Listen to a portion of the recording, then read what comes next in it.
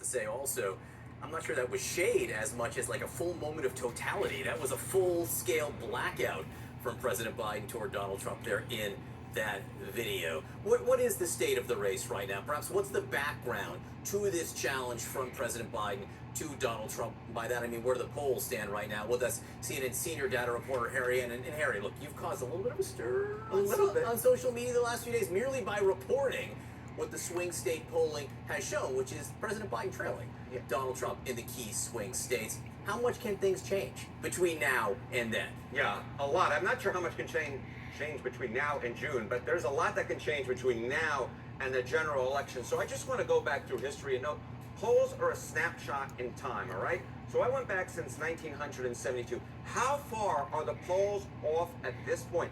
On average, they're off, get this, by 6 points. They've been off by as large as 15 points. Michael Dukakis was ahead of George H.W. Bush at this point in 1988 by high single digits. It was actually George H.W. Bush who won by high single digits. And keep in mind, Trump's only up by a point at this particular junction. So the fact is, the polls can shift a lot. Yes, Joe Biden is in trouble, but we'll see where we are a month, 2 months, 3 months, 5 months, 6 months down the road.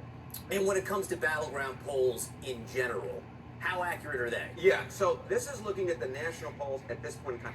What if we looked at the battleground polls on the day of the election?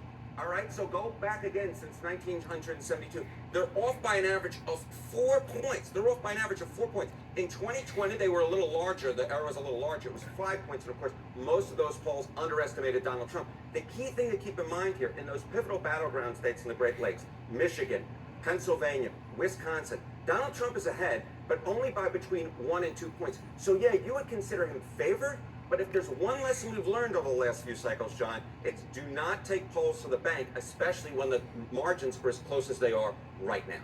And who do the polls tend to be wrong for? Right. So one of the chief complaints that Biden and the Democrats have was in 2022, the polls underestimated Democrats, right? In 2020, it was Republicans. In 2022, Joe Biden, the Democrats like to argue that the polls underestimated Democrats. Now, that was true in the key battleground states of Michigan, Pennsylvania, Wisconsin, those major races. The polls on average underestimated the Democratic candidates by about 5 points. But if you look nationally, look at the national House vote, the polls actually underestimated Republicans by about 2 points. So I'm not necessarily sure you could look at 2022 and argue that the polls will somehow this time underestimate Joe Biden. The fact is the poll errors, John, go back and forth. They go back and forth within a cycle, and they go back and forth when you compare over a bunch of years. Arian, great to see you this morning. I have to say, we're going to have much more on the stunning political development. President Biden challenging Donald Trump to a debate next month, as soon as next month, which would be, by my count here, the earliest general election debate we've ever had. Absolutely. You know, you go back to 1980, the one debate occurred in late October, I believe. Yeah, whereas this is months before even the convention. So history making there. Sarah? All right.